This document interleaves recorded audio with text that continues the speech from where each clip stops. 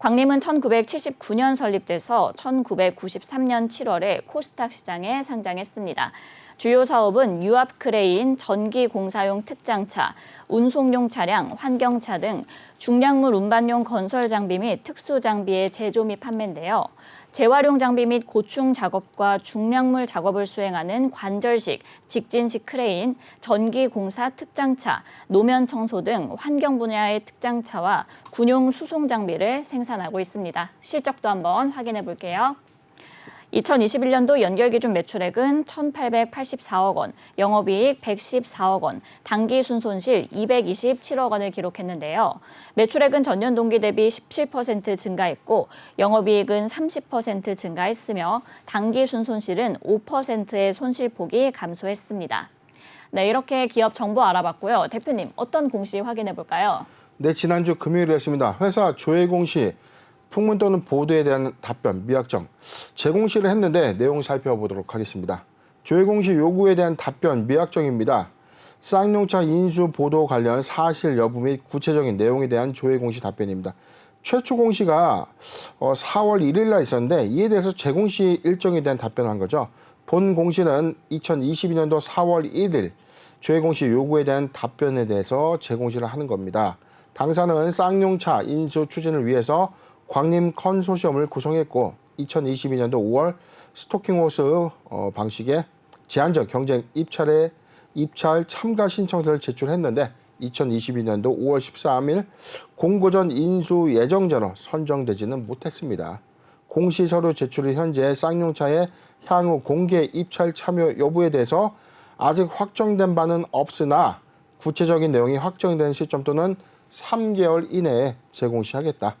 지금 이 내용을 보면 언론의 입장과는 좀 다소 온도차가 있습니다.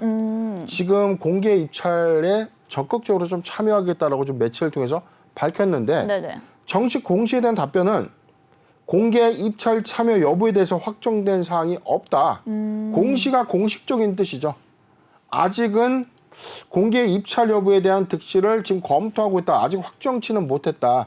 그런데 보도자료는 공개 입찰에 참여하겠다, 적극적으로 참여하겠다라고 좀 밝혔기 때문에 네. 공시와 이 매체와의 차이는 약간의 온도차가 좀 있는 공시가 아닌가 판단됩니다. 네. 네, 이렇게 광림이 쌍용차 인수전에서 KG그룹에 밀렸지만 법원에 가처분 신청을 하겠다 이렇게 밝히기도 했거든요. 근데 이게 그럼 어떤 근거로 이런 주장을 하는 건가요? 일단 뭐 스토킹호스 방식은 사실상 이 적격에서 우선 협상 대상자를 먼저 뽑아놓고 그리고 나서 공개 입찰 경쟁을 통해서 여기서 더 유리한 조건이 나올 경우에 계약을 하는 겁니다. 네네. 즉 이 그러니까 인수 유력 후보자를 먼저 선정해 놓고 다시 한번 더 좋은 조건들이 있는지 한 번 더 공개 입찰을 통해서 따지겠다는 거죠. 네. 그렇기 때문에 지금 KG 컨소시엄이 사실상 이 우선 인수 예정자로 좀 선정이 좀 됐었고요. 광림은 쌍방울 그룹은 사실상 뭐 탈락을 좀 했는데 네네. 지금 언론을 통해서 지금 이 KG 그룹과 이 파밀리온이죠. 파밀리온 연합이 사실상 담합을 통해서 이 공정거래법을 좀 위반했다. 입찰에 대한 어떤 담합 조치가 있었기 때문에 이 컨소시엄을 우선 협상 예정자로 좀 인수 예정자로 선정한 것은 부당하다라는 어떤 논리로 좀 이야기하고 있는 거죠. 지금 뭐냐면은 애초에 KG그룹 그다음에 파빌리온 그리고 쌍방울그룹 뭐 EM플러스 등등의 회사들이 좀 각축을 벌이겠다라고 좀 언론을 통해서 밝혔는데 네네. 이후에 KG그룹과 파빌리온이 연합을 구성해서 이 인수 요건에 어떤 담합에 좀 이 공정거래법상의 어떤 담합 조치가 있지 않았나라는 어떤 의문을 좀 제기한 것이고 이에 대해서는 뭐 가처분 신청은 가처분 신청대로 하고 이후에 공개 입찰 방식에서 정면 돌파하겠다라고 좀 밝혔기 때문에 향후 추이가 좀 주목되는 상황입니다. 네, 대표님 그렇다면은 이제 보도자료에서는 이게 경쟁 입찰에까지 참여하면서 끝까지 포기하지 않겠다는 의지를 나타냈거든요. 근데 반면에 공시는 아직 확정된 바가 없다 이렇게 얘기를 했어요. 그렇다면은 이게 좀 본 입찰에 나설지도 궁금한데 어떻게 보시나요? 우선은 이해득실입니다. 전체적인 어떤 매각가가 지금 1조 원, 지금 1조 원이었나요? 1조 원. 그다음에 쌍방울이 지금 9천억이었나요? 8천억이었나요? 제가 이 부분이 9천억. 지금 1조 원 그리고 1,000억 원 차이로 쌍방울 그룹이 사실상 고배를 좀 마신 셈인데 이게 인수 대금의 차이였던 것뿐만은 아닙니다. 인수의 어떤 적격성에 대해서는 여러 다각도로 좀 검토를 좀 했었을 것으로 좀 추정을 하는데 만약에 공개 입찰 과정에서 오히려 매각가액에 대한 어떤 베네핏이 좀 더 강하거나 뭔가 더 이점이 좀 있어야겠죠. 그렇죠. 탄탄한 뭐 연합군이 조금 더 탄탄한 어떤 자본력을 좀 갖춘다든가 사업을 오히려 이 회사를 조금 더 잘 성장시킬 수 있는 어떤 이 조력이 좀 가능한 그런 이 상태에게 사실상 이 회사를 넘기는 것이 더 유리한 것이죠. 네네. 채권자 입장에서는요. 그렇기 때문에 지금 공개 입찰 과정에서 매각가액에 대한 어떤 변수가 좀 중요해 보이는 포인트인데 전에도 저희가 한번 언급해드렸지만 지금 1,000억 때문에 사실상 KG그룹이 된 것이고 1,000억이 덜 써졌기 때문에 쌍방울 그룹이 탈락한 것은 아니다. 그런데 만약에 공개 입찰 과정에서 오히려 든든한 재무적 투자자를 힘에 업어서 1조 5천억 원의 규모로 만약에 공개 입찰가를 좀 써낸다면 네네. 이건 좀 다른 양상이 좀 될 수밖에 없죠. 그러냐 과연 쌍방울 그룹이 1조 5천억 원 이건 뭐 추정치입니다. 거의 뭐 큰 폭의 어떤 변화가 수반될 수 있는 매각가액을 좀 써낼 리가 좀 만무하지 않겠는가. 자 이런 이해 득실을 충분히 좀 고려해서 공개 입찰을 좀 추진할 것을 좀 판단이 되고 만약에 1,000억 원에 대한 어떤 매각가액이 좀 관건이었다면 이 부분이 좀 중요한 포인트는 아니었을 것이다라고 예상되는 상황입니다. 네, 그렇다면 이제 주가 한번 살펴보도록 하겠습니다. 광림 주가 이제 대규모 전환 청구 이후에 그동안의 상승분을 반납하고 좀 회귀를 하는 모습을 보였는데요. 대표님, 그럼 우리 투자자분들을 위해서 이 대응 전략 어떻게 가져가는 것이 좋을까요? 네, 지금 광림 먼저 이 부분을 안 볼 수가 없습니다. 4월 8일자 전환 청구권 행사를 보면 회사는 쌍용차 인수를 발표하고 난 이후에 발행 주식 총수의 14.5%에 해당되는 1,130만 8,248주의 전환 청구권 행사, 즉 사채를 주식으로 전환했어요. 자, 이 행사가액이 전체적으로 보면 1,965원, 자 1,965원과 2,510원, 1,580원. 전체 가액에서는 사실상 전환 청구 시점 이후에 주가 좀 단계 좀 급등을 했었고요. 상장일이 4월 26일이었기 때문에 자 날짜 잠깐 보도록 하겠습니다. 4월 26일이면 자, 요 날짜거든요. 상장일이. 네네.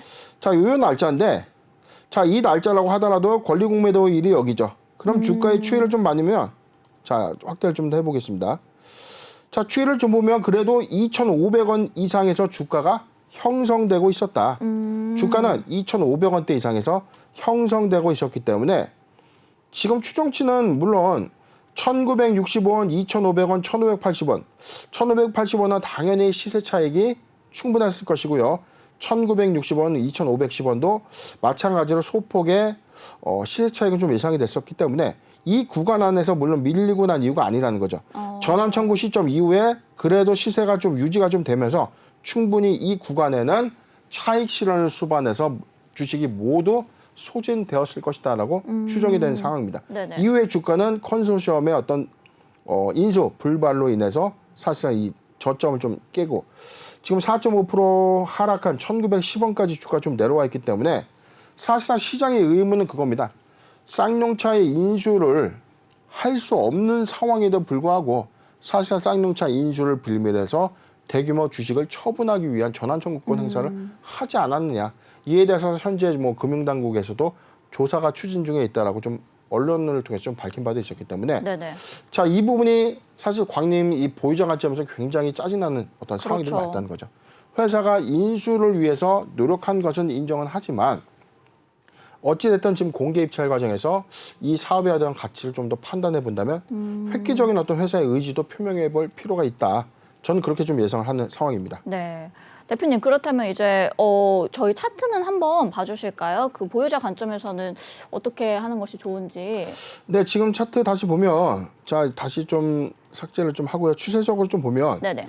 지금 전고점 4월 5일 날 쌍용차 인수 기대감이 좀 수반이 되면서 주가는 좀 급등을 했었고요. 지금 현재 그림은 상승폭을 모두 반납한 흐름에서 좀 주가 형성되고 있어요. 오히려 추세 저점에서는 자, 요 구간이죠.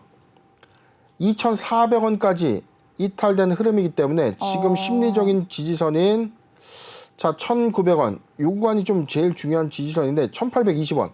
1,820원을 만약에 하회한다면 주가는 연중 최저점까지 하락할 수 있는 가능성도 배제할 수는 없습니다. 지금 제가 볼 때는 광림 주가는 사실상 대규모 주식의 전환 청구로 인해서 주가 가치는 좀 크게 희석되었고요. 모멘텀이라고 불리우는 쌍용차 인수의 인수 부분은 사실상 좀 거리감이 좀 멀어 보이는 상황.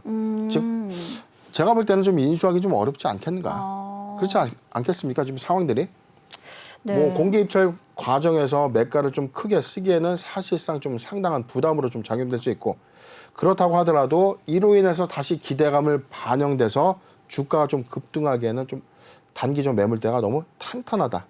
자, 지금 신규적 매수 관점은 아닙니다. 보유자 네. 관점에서도 2,400원이 좀 이탈되는 흐름이 있었기 때문에 1,800원이 이탈되지 않는다면 보유 의견을 좀 제시해 드리는데, 만약에 1,800원이 이탈된다면 비중을 축소하는 의견을 제시해 드리겠습니다. 네, 이렇게 광림 보유자 관점에서는 일단 1,800원이 이탈되지 않는다면 보유하시면 좋을 것 같고요. 그리고 1,800원이 이탈된다면 그럼 좀 비중을 줄이는 것이 좋을 것 같습니다. 1,820원이 하회할 경우에는 좀 연중 최저점까지 주가가 하락할 가능성도 있다고까지 짚어주셨습니다.